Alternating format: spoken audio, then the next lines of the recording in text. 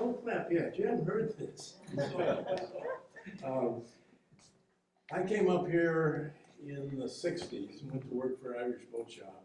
And so NMs have been my life. You know, they stored them, launched them, hauled them, built them, fixed them, and Dave and I and another fellow owned one for over 50 years, until just a couple of years ago after Dave's passing. So they really have been just a central feature of my being up here. And I had the opportunity to be part of the building process. We built 4 wood boats, 4 brand new glass boats, and then also built 4 replacement hulls, sort of like jacking up the radiator cap and driving a new car into it. So we replaced the wood hull with a glass hull, still used the same mast, rigging, keel and stuff, kept the same number. So there's been about 12 boats that we've been involved with. And, you know, I get more out of this than you guys do. I mean, I really enjoy talking about it. I don't do a very good job of it, so you have to bear with me. But so if you put your phones in airplane mode, if you would, or if you haven't, you're more than welcome to take any pictures, any screen pictures. I can't imagine you're going to take a picture of me, but any screen pictures. And you're more than welcome to ask questions. I do want to leave some time at the end, so if the questions will wait, that would be good. But feel free to interrupt, particularly you're a small group. Last night we were full, obviously, and in the fall, as Beth mentioned, we were full on the first one and very nearly full on the second one. So this is a smaller group, perhaps to be a little bit more casual. So my presentation is primarily the building of the boats that we did here in harbor, but that's kind of an incomplete segment. And so I'm going to talk a little bit about the original building of the boats. So a little bit of history, a little bit of technology, a few anecdotes thrown in there to liven it up. So these boats came about. The idea was conceived in the early 30s by some sailors from Charlevoix, presumably a yacht club down there, some sailors from Harbor Springs with the Little Traverse Yacht Club, which incidentally was started under a slightly different name, 1895. So it's a long time yacht club. And we don't really know why they did this. It's pretty good speculation, and I think it's pretty accurate, that of course we were in the Depression.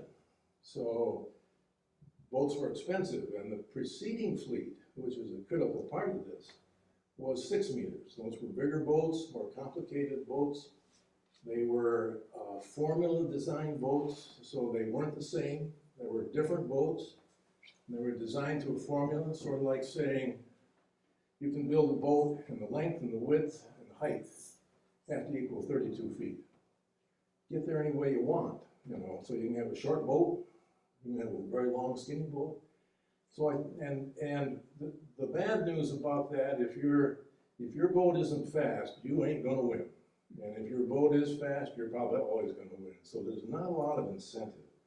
So we think that was part of the reason. The economy was part of the reason. And so they worked on developing a new boat. And a fellow,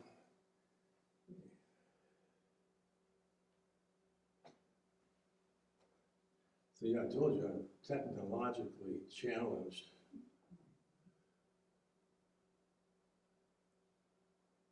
Okay, I don't have that picture on here. I really didn't think I did.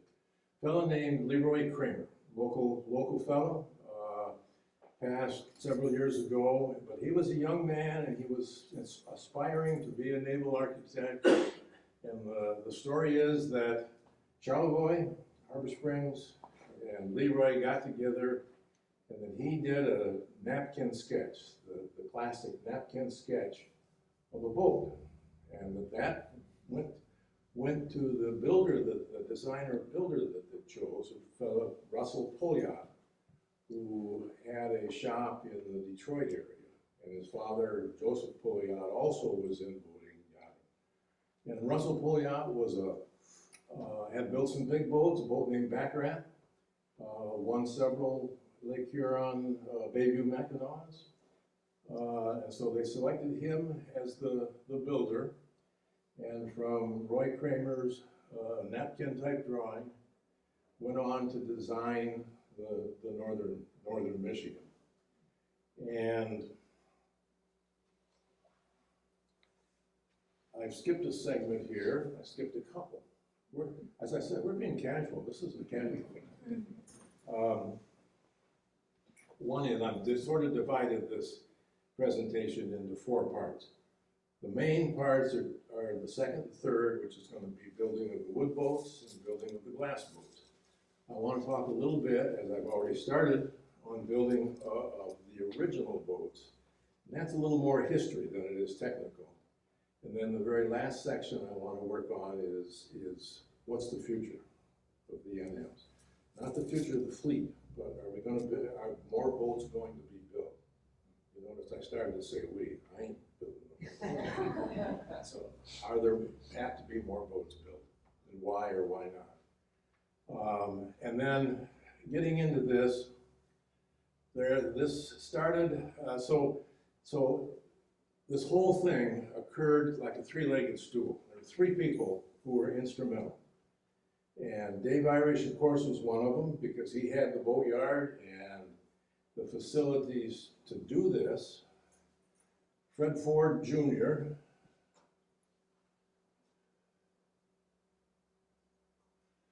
Okay, so we see Dave in the upper right. And Fred Ford Jr. in the lower left. Fred was a naval architect, a local resort family, historic family, went back quite a ways. In fact, some of his family still live here. And Fred was a real supporter of the yacht club and also a supporter of the fleet. And Fred came to Dave and said, "Can you build me an NM?" And of course Dave said, "Sure." And the third person on the right is Ted McCutcheon. Ted McCutcheon was a shipwright or a boat builder. He had a shop in Walloon. He had built the 17 square meter fleet at Walloon. And I'm sure that's what the tiller he's got in his hand, I'm sure is a 17 square meter. And Ted was the person who had the skill to do the job. So those 3 people were the stool, the 3-legged stool that made this work. So now jumping back, so the group selected Russell Pouliot from Detroit to be the designer builder. And Russell was a racer, as I said. He was a boat builder. I think he also had some family connections down in the Boyne City area. I haven't been able to really establish that, but I think he had enough local attraction that's kind of why they went to him. So here's what I talked about, wanted to switch from formula boats to a racing sailboat. One designs are all the same. They're of course not exactly the same because nothing's going to come out that way, but they're all the same length, same width, same sail size. So at least they should sail relatively the same speed. So you've always got a chance to win, either by skill or by luck. So they engaged Russell Pouliot to design those.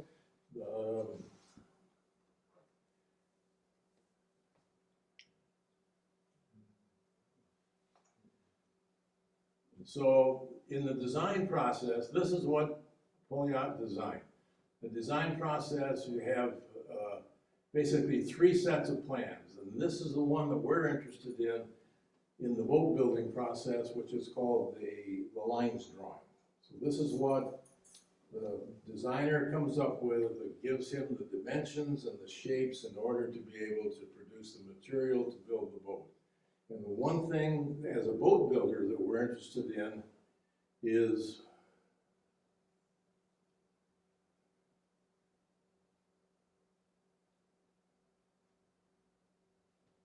are the sections. So almost all these lines, they've got water lines and buttocks lines, and they all run fore and aft.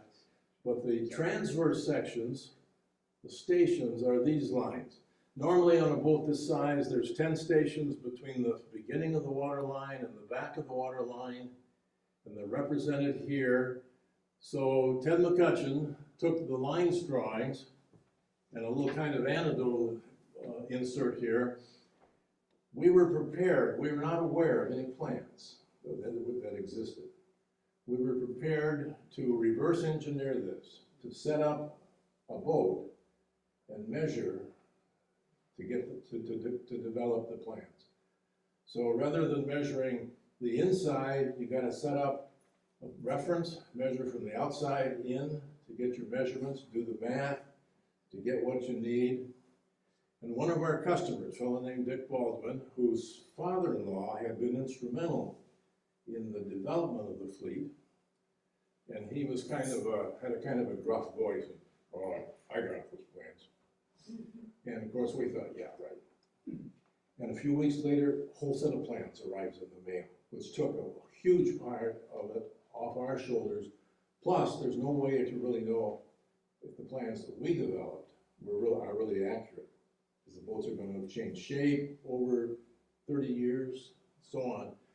So then Ted McCutcheon took the transverse sections, the sections, and enlarged those to full size and made stations. We use what we call station mold. So station mold, these are the full size mock-ups of those transverse sections. And I refer to this as a station mold. Some will call it a jig, a mold. And some will call it a strong back. This is, the tape's not working, is it? She taped this because I can advance pictures with it, and she put tape over it because I'm not physically able to do that. You know, I was advancing this back and forth, which is what I just did. So we built this strong back, which just keeps everything stable, keeps it from twisting and warping and so on. And then the next stage is to put on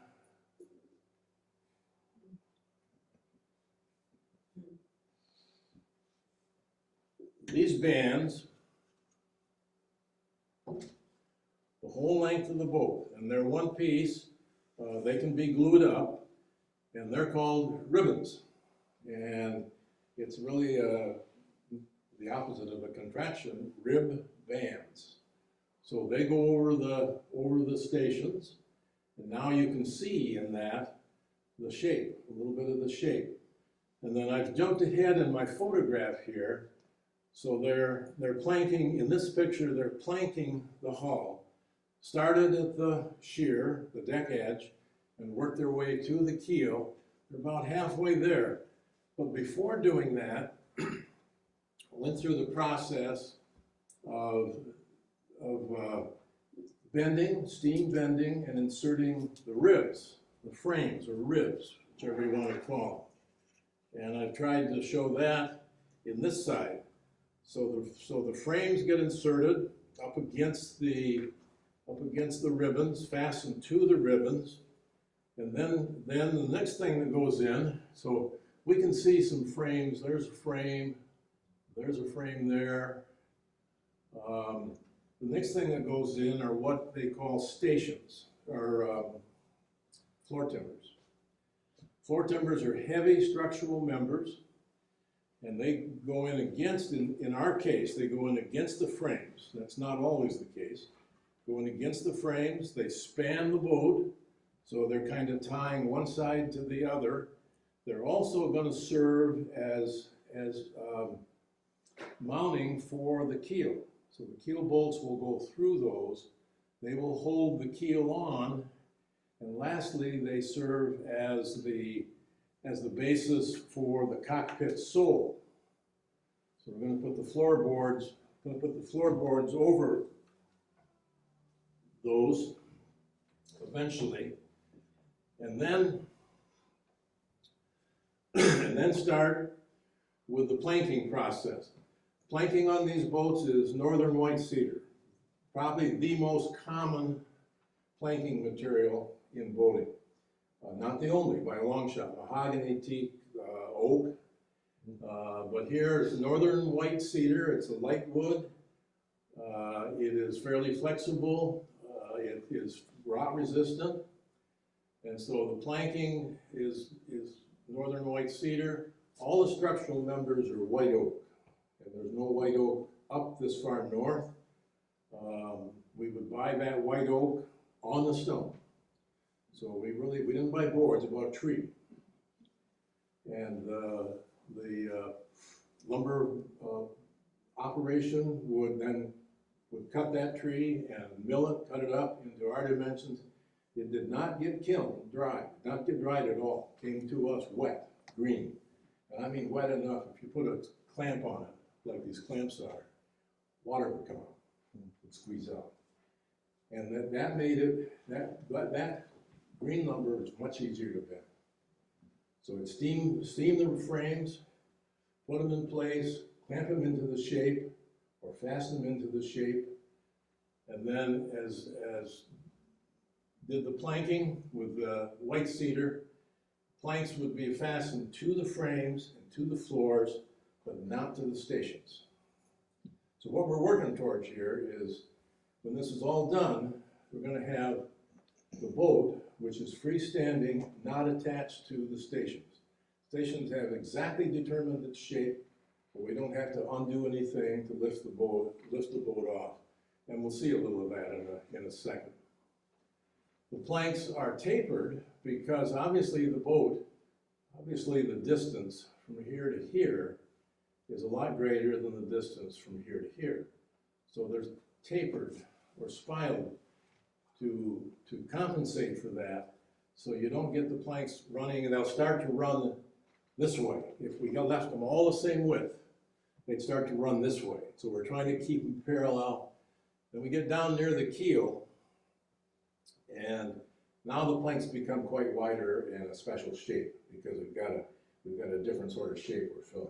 What they call the garboards are the two planks that are closest to the keel.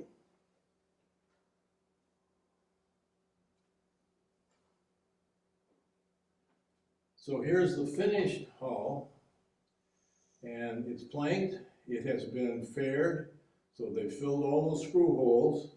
The screws, incidentally, were silicon bronze. The original boat was galvanized nails. That was pretty popular, galvanized nails. And galvanized nails, they stay beautifully galvanized, excepting where the frame and the plank meet. Then the galvanizing erodes away and the nail erodes away. So the very place that it wants to work, it stopped working. So the boats that we built were with silicon bronze screws, and that eventually, I think we probably moved to stainless steel by the time we did the fourth boat, but today they would be mostly stainless steel screws that would be used in there. So this is a photo of the boat coming off of the mold. Mold is right now exactly the same way as it was when we started. Move it aside and we're done with that for this process. And you can see in there frames inside the boat.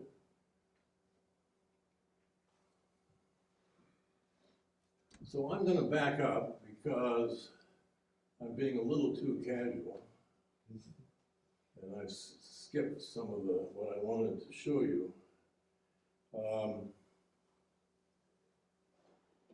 So back to the first part of this. This is Russell Polyat's shop in Detroit. These are almost certainly NMs under construction.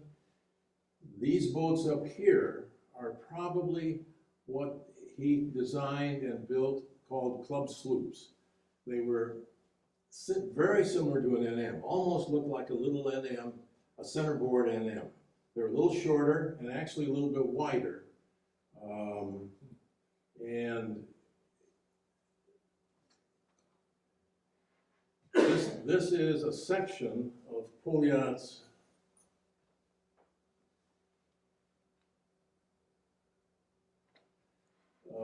this is Pouliot's brochure. And that's an original one of his brochures. So he had about a half a dozen sailboats on here, and he had one powerboat.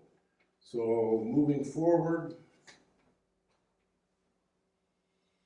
this is the section from the NM part of it. So it gives the dimensions in the building.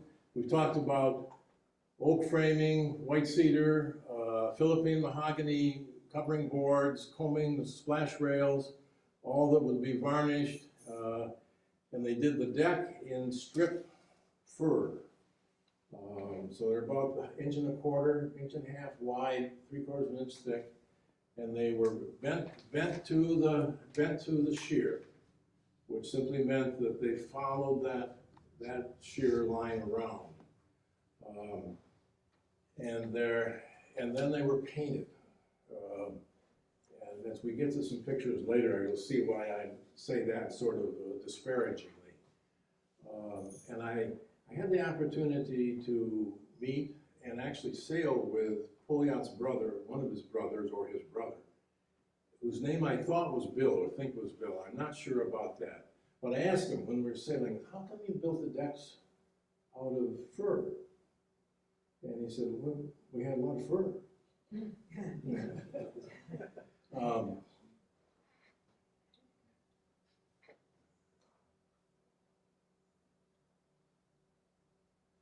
So in this picture, this is Dave Irish right here. And then this actually is a fellow, Ed Meyer, who was a local boy and who was retired and still here, and then Bill Cups, who was also working with us at the time. So we've got the hull complete. So the mold, the ribbons, the frames, the floors, blanket, take it off. I didn't mention the actual first thing to go on all of this is what some would call the keelson, which is not quite true, quite accurate actually. It's not the keel or keelson. Backbone is a good term for it. That's white oak. That's a structural member. That's the first thing that goes on it. So we've got the hull all built now. The next thing we go to is the keel. The keel is composed of two parts, the deadwood and the ballast.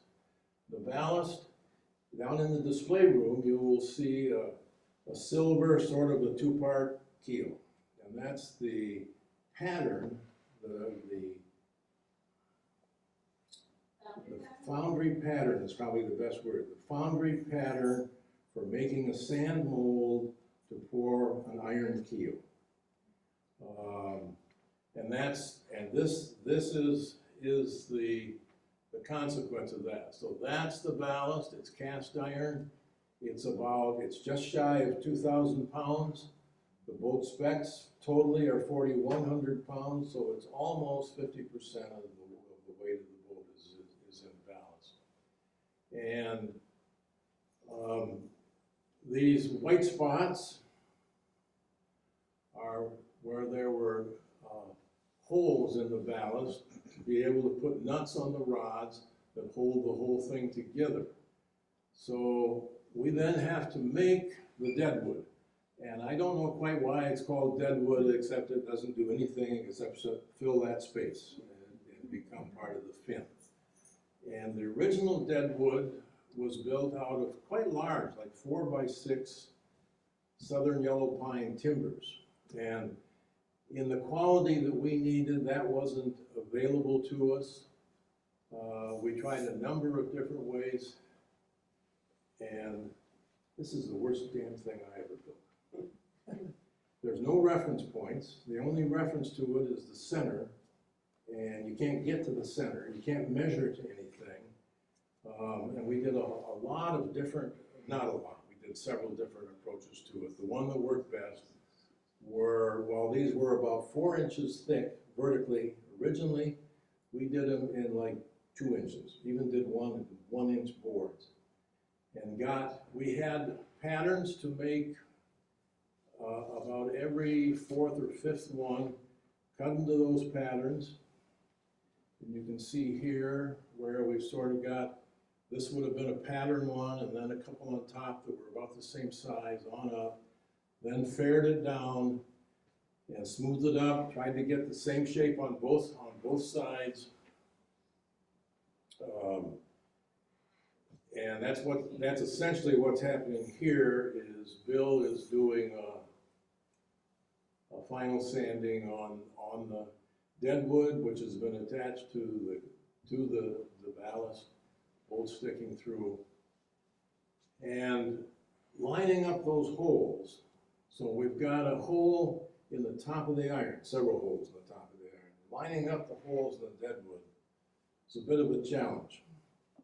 And one of the systems that I devised in my infinite wisdom was to drill smaller pilot holes. Drill like a 1/4 inch or pilot hole. Needed a 3/4 inch clearance. So I drilled these smaller pilot holes. I knew they weren't going to line up. And that's why I was doing pilot holes.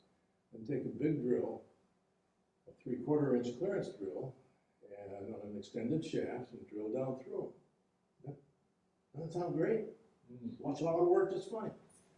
So I did this, and then we set the ballast, the deadwood on the ballast, and then I got up on top of the deadwood, standing on the deadwood with a 1/2 inch drill motor, and I got a 4-foot length or a 3-foot length of shaft, and I'm going to drill down and line all these holes up, slide the bolt in. So I get down a little bit, and what happens? The drill bit catches on the irregularities of the pilot holes.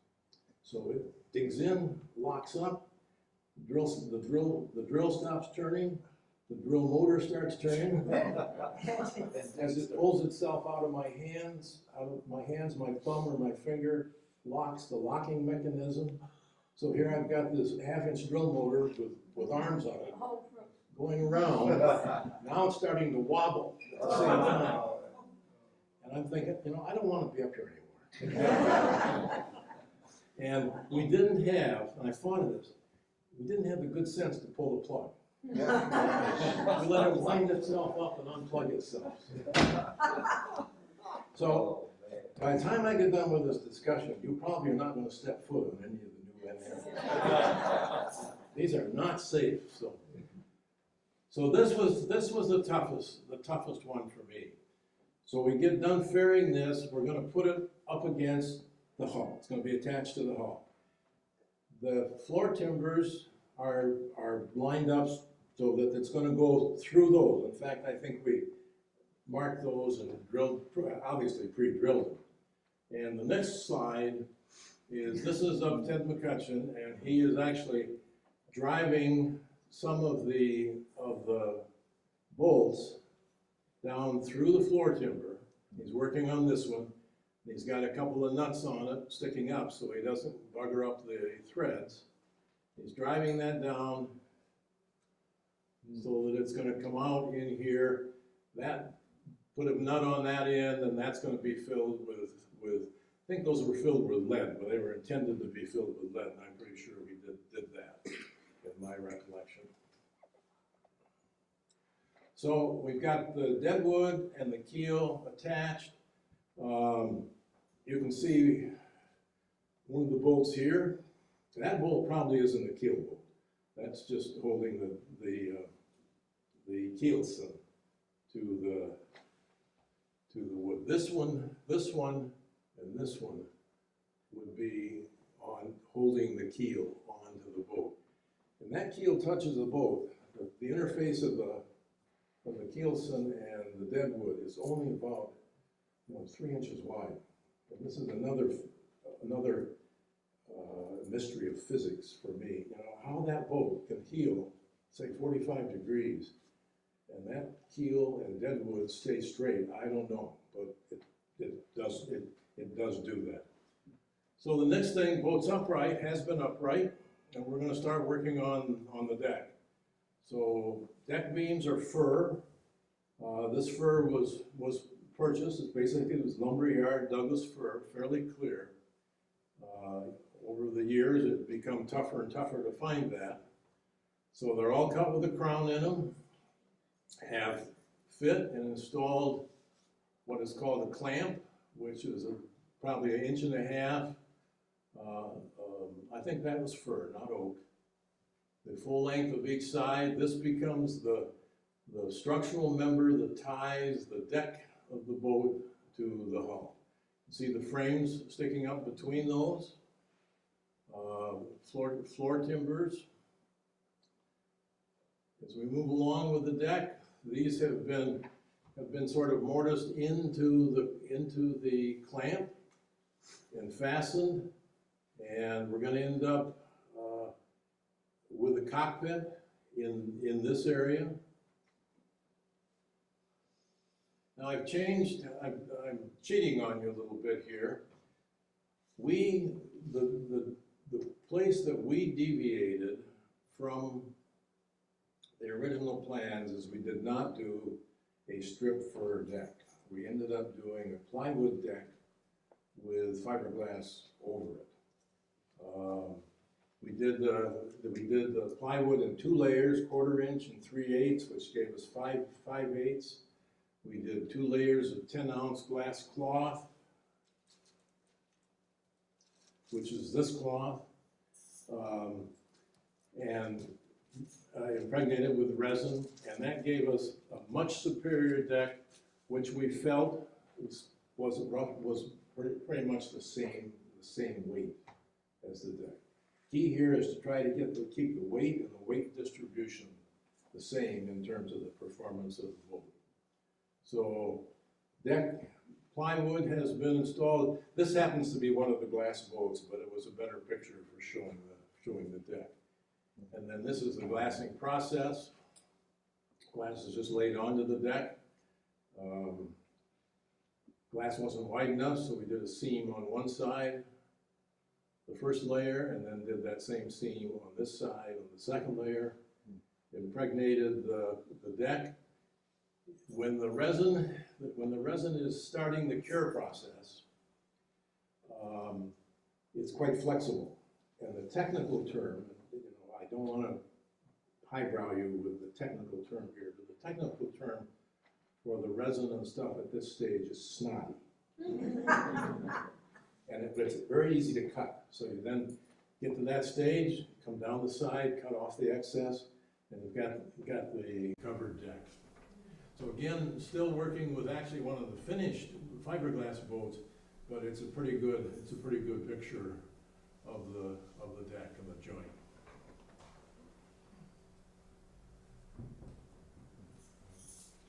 So again, I've cheated. This is one of the glass boats, but we've gotten to a finished boat. So the wood boats are built from the inside out. We start with the frames, we go to the planks, we go to fairing, we prime it, and paint it. And the painting is going to be really one of the very last things. The priming you saw on the when we lifted the boats off. So moving along now to the fiberglass boats. Fiberglass boats are built just the opposite. You start from the outside and work in. So the first thing that goes into a fiberglass boat is the paint. The paint's called gel coat. It's a specially formulated polyester resin, has pigment in it to give you the color. And what we've done right here is have painted the water line in. There was some good things and bad things about our mold. Now the mold came off of the second glass boat we built. When it was finished, faired, primed, Dave Irish said one day, we ought to make a glass mold off of that. We'll probably never use it, but it'll be a whole lot cheaper now than to try to do it later. So we laid up this glass mold, and it didn't have any of the reinforcement that you see here and here. It was just looked like a rough fiberglass NM. But the inside of it showed plank marks, holes where the screws had been put in, and was fairly rough. So we did a lot of sanding and polishing and got most of those out. And one of the benefits, or maybe it's not a benefit, if you look at a glass boat, there's still, on the glass hulls, there's still some little pattern of planks, and occasionally a little, like a screw hole that shows through, because the outside of the glass boat is gonna look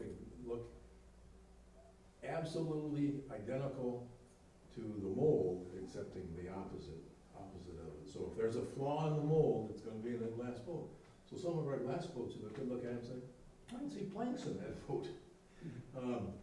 So an anecdotal part to add in here, in this polishing process, sanding and polishing process, there were a couple of fellows that we were working with, and they were up in this end of the boat, and I had walked by and said, you need to do that spot, and they got a spot right there that needs some more work. And then I walked back to the back end of the boat, and I'm standing looking at it. It's got perfect acoustics.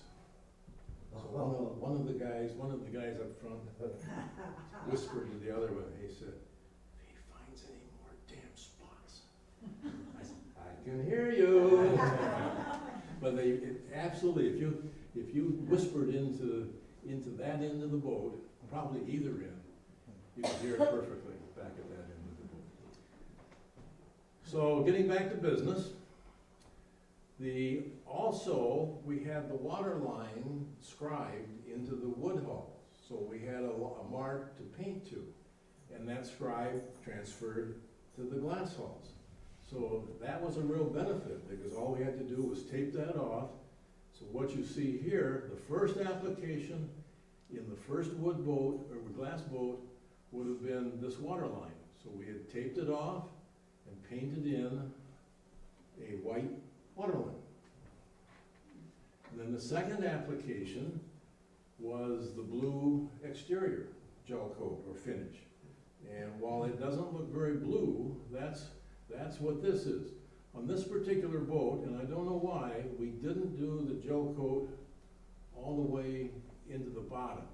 We may have done a clear or a harder gel coat. I really don't know. That's almost 50 years, over 50 years ago. So then the gel coat, the blue gel coat goes in. We don't care whether it laps over onto the white, because that's on the inside. White's going to show on the outside. So here's another picture of a white hull, different hull, different boat. So they're doing the white top sides, and that's just being painted in. It's a bucket. It's painting in. This is a high-tech process. The next layer, this is, I'm sure, the same boat. It's completely finished. We built the reinforcement so that we could stand the boat on its side. So we could work on one side of it from outside. And then when we got the side done, we could then go to the others, roll the mold over. Just 4 or 5 guys just roll it over, and we could go to the other side. So this is putting in what they called fab mat. Fab mat was a combination of a very heavy woven fiber with a random mat type fiber, which is sort of what that is. It was strong, it built very fast.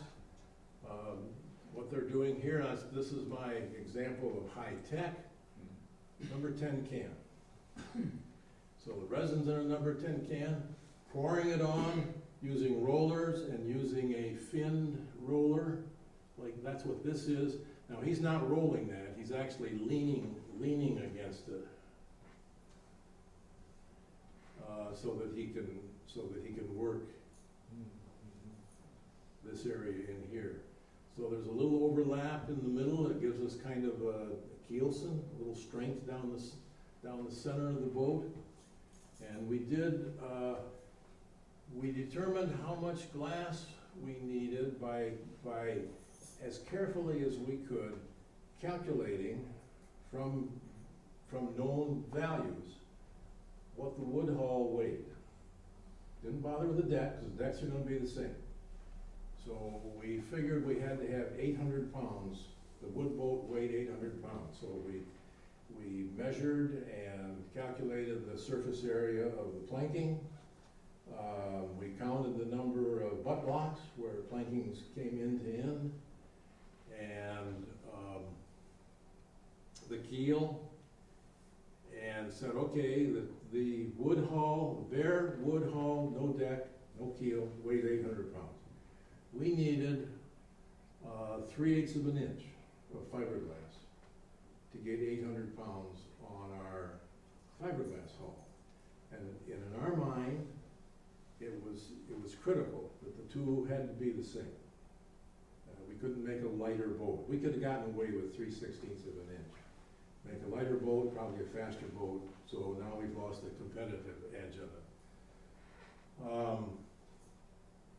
In this process,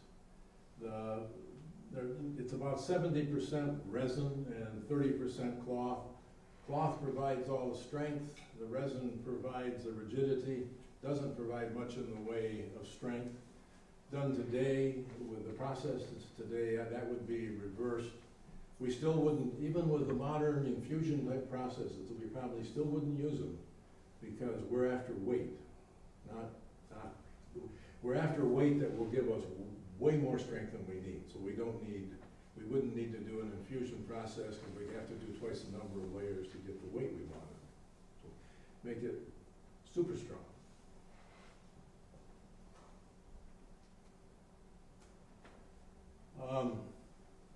So this is one of the finished hulls. They've done all the interior work. Part of what I showed you around the edge of the hull, the reinforcing, we had plates that went on top of that so that we could glass around the corner and provide a flange to attach the deck to. So in this picture, this is the flange that we're going to attach the deck to. This is the process. The hull is now built. That's really a pretty simple process. Another little anecdotal insertion here is when the resin is in a can, it'll kick much faster than it will when it's spread thin. And so as these guys are working with this, the resin starts to smoke. So we would take our high-tech number 10 can out and put it in a snowbank. Take the plywood handle off of it, go get another number 10 can, fill it with resin, and keep on going. So this is the finish. Now we're going to get the boat out of the mold. And like the wood mold, when we get the boat out of the mold is exactly the same as it was when we started. It's almost ready to start another boat if we so chose. Now, we anticipated that this might be an issue. And we put these cross beams on with the electric hoist and to lift the boat out of the mold. It didn't work, just lifted the boat in the mold. But we're smart. We put a nipple, a pipe nipple in the mold underneath so we can put compressed air in. So we do that, it doesn't work. So at this point we're thinking, we built the first boat on spec because we didn't have enough confidence that we could do it. So we didn't want to sell somebody a boat we couldn't build. So we built the first one on spec in case we had to cut the whole mess up and get rid of it. So I don't remember how we stumbled on it, but we took softwood wedges, really skinny, long wedges, and we took the transom part, which was separate. The transom mold was separate, removed that, and started driving these wedges in between the hull and the mold. here are some along here. And that, it popped it loose, it started coming loose, but it still weren't getting anywhere. And somebody or other said, well, why don't we put water in there? We got enough space that we could get the end of a hose in and ran water in there. And all of a sudden, there's this pop, and it floats. And now you smart people and you physicists here, you tell me how you can float 800 pounds in 2 gallons of water. You know? And I had somebody who understands that better and said, well, I'll explain that to you sometime, I don't bother. So the water trick really did it. So here's the boat, probably the same one coming out. This is the, I think, 27, number 27, the last boat that we built. And this is one of the owners of that boat, Ted Fry, one of the original owners, and then other crew members around it. So we got the boats out. This is a glass boat. This is going through the same process as we've seen. We've molded in this little lip along here. So the glass actually fits inside the lip. So that little white section there we're going to have so that when we do the glassing, we can glass fiberglass to fiberglass. We don't have any wood that is exposed. The floor timbers are not in this boat because the boat is sitting on the ground. It has not had the dead wooden keel installed. You'll notice, however, that there are floor timbers in the back of the boat. That was something that was a little beyond our mathematical capabilities of how do we factor in the weight of these floor timbers in the distribution, because we wanted the weight distribution the same. How do we factor that in?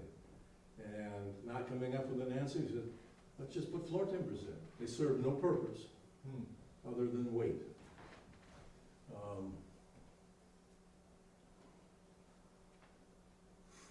So now on that particular boat, we're now talking about getting the keel on, and that process wants to be absolutely exact. That keel wants to be running absolutely fore and aft, and it wants to be running absolutely up and down. So this is a low-tech system of plumb bobs and lines on the floor. The plumb bob off the bow, about the front of the keel. Same in the back, line on the floor. We've got this boat absolutely level in both directions. And it becomes really almost a line of sight thing. And that's me trying to do that.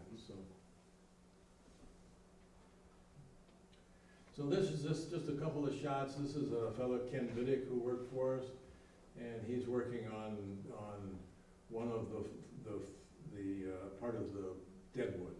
So you can see the lines along here, and actually probably the pre-drilled holes. See the lines along here that he's cutting to.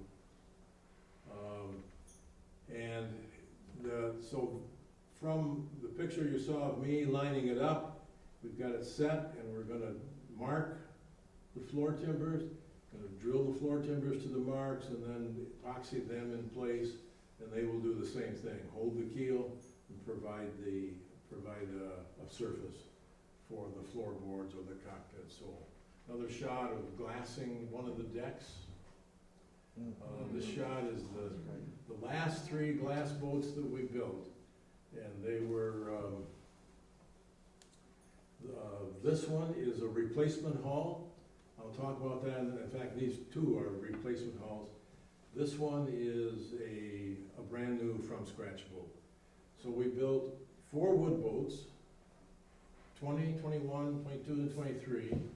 Fred Ford and his brother Bob Ford. 22 was Jim Gamble, Harbor Point family, and 24, 23 was Wrigley Offfield, another Harbor Point family. And can you guess what the name of 23 was assigned? 23. 23 Two-thirds. Skidoo, 23 Skidoo.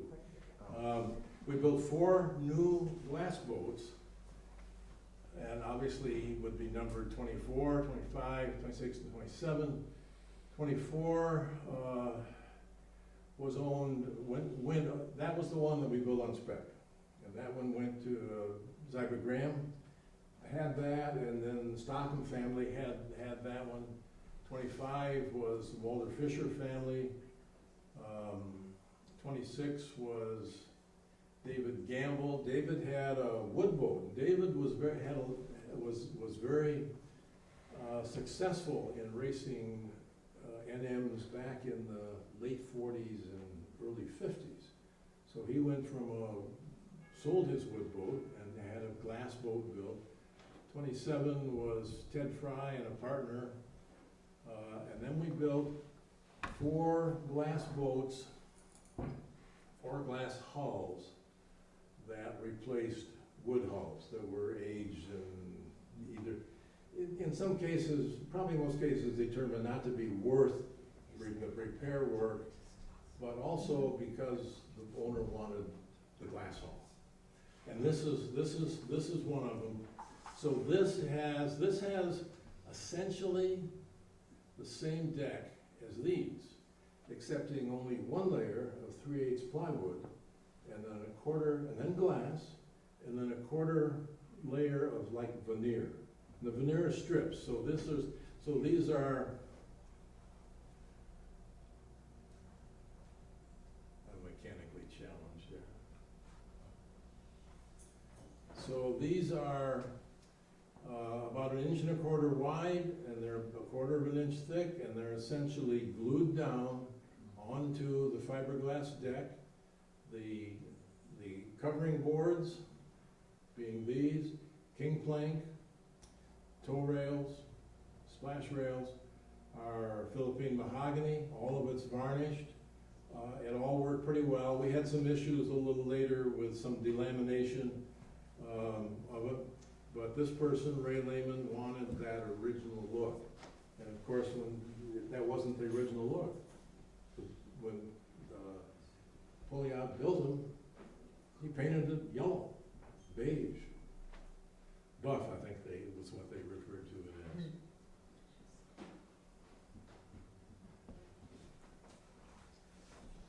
So this is the last boat that was built. And that was in 1987. So we built boats from 65, started in 65, 66. Last 3 boats were built in 86 and 87. No boats have been built since then. So that's, 30, 40 years since any boats have been built. And that's essentially the end of my presentation, but I've been a little too casual with you, and I think I probably skipped over a few things here, so. Rigging and sails. The original wood boats had spruce, Sitka spruce mast. I told you I was going to stutter. Sitka spruce is the premier wood for building masts. It has superior strength under compression.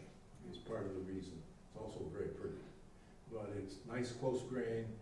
And the wood boats all had wood mast. The glass boats that we built had aluminum mast. Beth?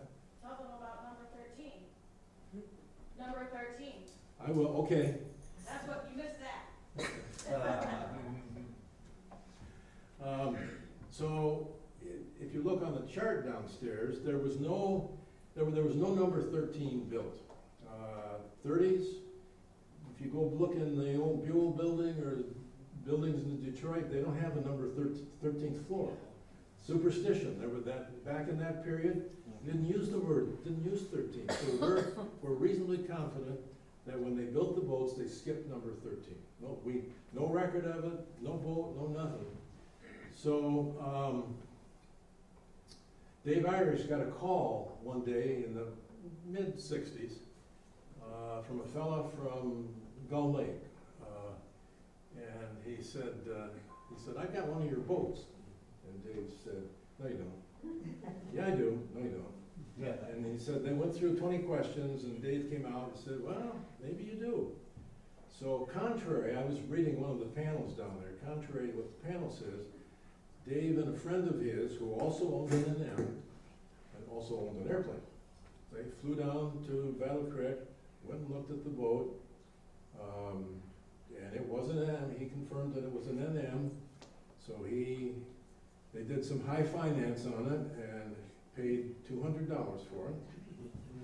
And the reason, he said, the reason I paid $200 because if we decide this thing is junk, then we can sell ourselves the kilo for $400 for a new boat.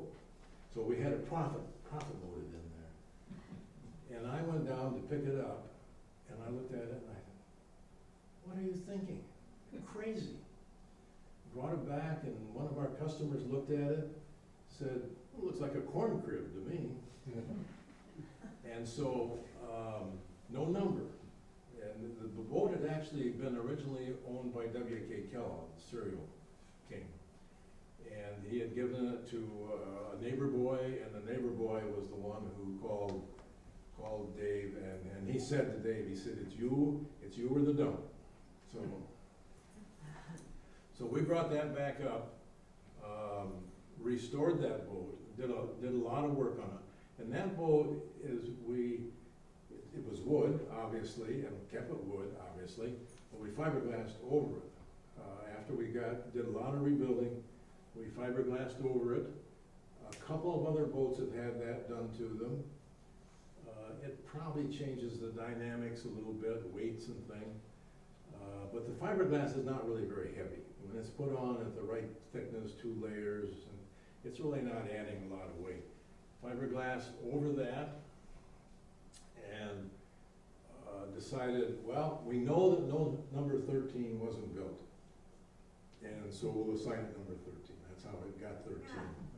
The chart down there, number 18 was never found, disappeared from the fleet without knowing where, what, or anything. So some faction says that our boat was 18 and we renumbered it 13.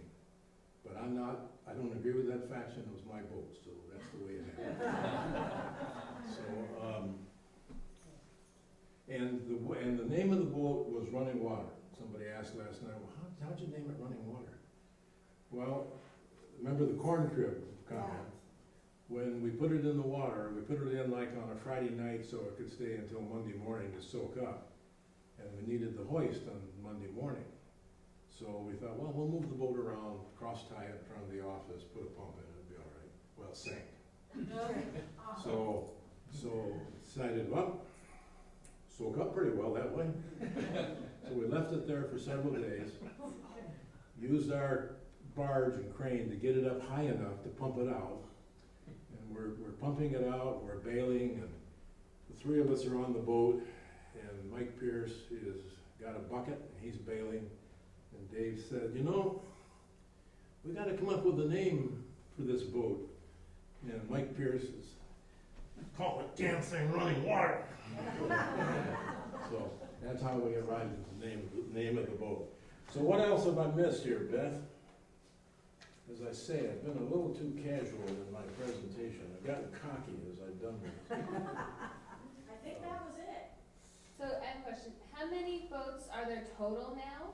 And on the busiest NM racing day of the summer, how many are on the line? I'm glad you asked that question because I had no idea. There were 27 boats built. We're missing like 3 or 4 of them now. 14, 15, and I know that 20 I think is a shore up in Cross Village in a barn or something. So we're probably down like 20 boats total. And I think in talking to people that they're getting 10 or 12 to the starting line. When I came here in '64, there probably were, all the boats were here. Half of the boats went to Charlevoix to begin with. I missed that. Half of the boats went to Charlevoix and half here, more or less. And all the Charlevoix boats had migrated here. The last one, number one, came up in probably 60 or probably 62 or 63, right in there. So we had, through number 19, missing several, so we had about 15 boats, 16 boats, and get like 6 at the starting line. And so it was really through Dave's involvement, Dave's pushing, partially getting our boat and racing and partially building the boats. Got that up so that in the 70s, we had, 25 boats and we could get 20 of them at the starting line. And then that's drifted back a little bit. Any other questions? Yeah. How is, I read downstairs the spruce masts were hollow. Spruce masts were hollow. They were built of several pieces. Basically, Ted would build a box. So he'd have 2 sides, and then he'd have a thicker front and back, and he would cope out the inside, one side of those pieces. Glue them all together, so now there was a hole, kind of an elongated hole. Then by a series of cuts, actually skill saw cuts, 45 degrees, would cut off these edges and then sand it down so that it was an elongated, it was an oval shape. It was really kind of an elongated circle. And they were hollow. The butts from the about here down, they're stepped on the floor timbers. They're not stepped on deck, which is common. They don't go all the way to the keel, but they go to a heavy oak member that spans like 3 of those floor timbers. And so the bottom part of it was solid, because you're gonna put winches in it, you're gonna have a lot of hardware.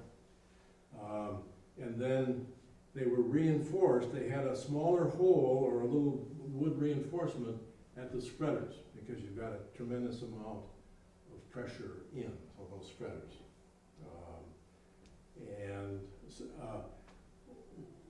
They probably were built, I would guess that they would have been built 10 or 12 pieces, because you'd have 4 pieces, and there probably were at least 3 sections of those, rather than a 40-foot piece.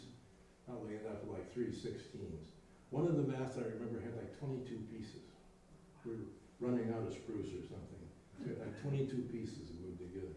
And that really didn't make a great deal of difference to the strength or anything. Yes, sir. You were showing us the brochure, and the brochure was up there, and the original builder, Pouliot, is that? Pouliot, Russell Pouliot. Yes, he referred to it in his brochure as the CH sloop. Good point. One of the other things I skipped. Charlevoix Harbor. Charlevoix/Harbor. Not Charlevoix Harbor, Harbor Springs, Charlevoix.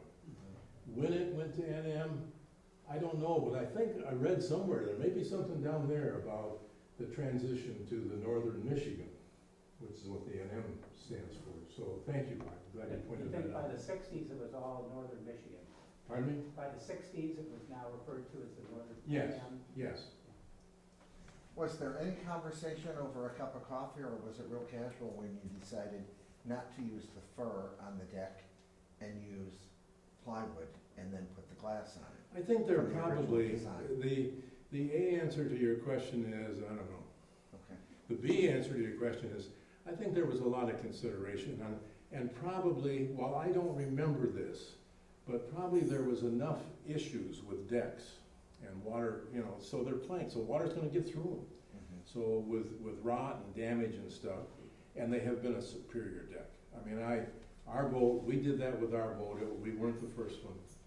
Did that in probably 66, 50 years later, climb under that deck and there's no rot, there's no discoloration, it looks like, almost like it did when brand new. So it was a great thing, but it came from better minds than me, so. Dick, could you comment on the boats in Walloon Lake that look similar?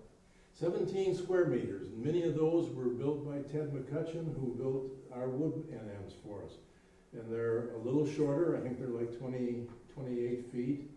They have a little different keel and configuration.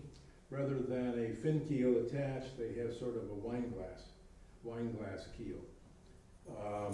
I don't know how many there are. A lot of them are mahogany, were built with mahogany. Some of those have been built with glass, just like here. Several years ago, they brought, two of them, I think, up from, Walloon Lake in the spring and had a competition. They're faster than the NMs. You know, the NM is really not a particularly fast boat. It feels fast, it looks fast. If you're out there and you're racing with NMs, you feel like you're going like the wind. But they're really not a particularly fast boat. They're wet because of their shape. You got a boat that doesn't have a flare to the bow to deflect the water. You hit the wave, water comes up, and it's perfectly timed so that it blows back and hits you right at the guy. But they're easy, and I think that was one of the criteria given to Poliat. Want a boat that's easy to sail, and that, I think, is part of the iconic nature of them, is that they're an easy boat to sail. Let me get this lady here. You had commented in the beginning that you would comment on the future of production of the NMs. Oh, yes, number four. Yeah, and so I just had, I mean, it seems like it's a bit of a lost art, boat building. It is Especially and up it here. isn't. It is certainly a declined or refined or condensed art. Yeah. There are some people building boats that do just marvelous jobs. So what's the future of the NM? Can more boats be built? Yes, certainly can. There's no reason you can't build a conventional wood on plank on frame boat like we saw the first four. There's no reason you can't build a fiberglass boat. In fact, you could build some pretty high-tech fiberglass boats with Kevlar and carbon fiber materials. You could build some pretty high-tech fiberglass boats. One particular thing here is both the station mold for the wood boats and the fiberglass mold have been destroyed. So you don't have a good starting point. So if you're gonna build a wood boat, you've gotta go through that process of building a mold, station mold. If you're gonna go through the fiberglass boats, you gotta go through the wood process of building a plug, which is essentially a wood boat built out of pine, so it's easy to work, and you're not gonna make a boat out of it, and then you're gonna build a mold off of it. So that really robs a lot of the incentive for building another NM. If I were gonna build one, I would do a composite construction, which would be thin layers of wood epoxied together, cold molded together, and then fiberglass over it. And there's a yard, I spend my summers in Maine because my wife is from there. There's a yard near us, Brooklyn Boat Yard, does a marvelous job of building 90-foot composite wood boats. So it could be done. I doubt that it will be done. The first boats, I think, were like $2,500. I think the wood boats that we built were like $12,500. The glass boats got up to about $25,000. What would it cost today? I think, last night I said $150,000, and one of the owners was here, and he went, so, yes, sir, whoever had their hand up there. Are the drawings still available? Drawings are available. Irish Boat Shop has drawings, and they were at one point selling. They have them in Mylars. So the sale plan came in full scale, which is 1 to 1, 1 inch equal 1 foot. The line drawings and the construction drawing were 3/4, I think, meaning 3/4 of an inch equal to foot. And somebody a long time ago shrunk those down or expanded them, so I think they're half or 3/4. They've got them in black on white Mylar. Whether they're still selling them or not, I don't know, but you certainly could check with them. And there is one, I guess it's probably in the display room now, that one of the Mylars. Other questions? Were the molds purposely destroyed? Yes, they were purposely destroyed. They were not destroyed, they were not lost by accident. I think the It was a logical business decision. They hadn't been used for 20 years. There was no likelihood that they would be used. At that time, they had nobody down there to build either one, build a glass boat or a wood boat. So the decision was made to cut them up and junk them. I'm not sure I would have made that decision. One of the nice things was the fiberglass boat, the fiberglass mold fit very nicely over the wood mold. And so it had its own garage, you know, leave it outside. And that's where it was. Actually, I think it may not have been outside, which may have been part of the decision. I would have just moved it outside. So, others? How did you happen to come work for Irish and where did you move from? Well, I grew up in Battle Creek, and I came up here smelt fishing in April of '61, when I was courting my first wife. And I was talking with her grandfather about jobs, and he said, well, I think that young Dave Irish is looking for somebody to work this summer. His first summer, 1961, was his first summer in business. So I interviewed with Dave, and he hired me. I later learned that his wife Ann they were in a very small house, so she was part of the interview, so to speak. And she said, I don't think I'd hire him. So he went against her wishes and hired me, and I came up here in '64 when I finished school. And I had done I had a degree in chemistry, and the reason I had a degree in chemistry was when I got to my senior year, that's where I had more hours than anything else. I had no desire to be a chemist. I did a couple of short stints in industry and said, I'm going north. So that's how I got up here. So. Other questions? Anything else I missed, Beth? No, thank you so much. Thank you so Well- much.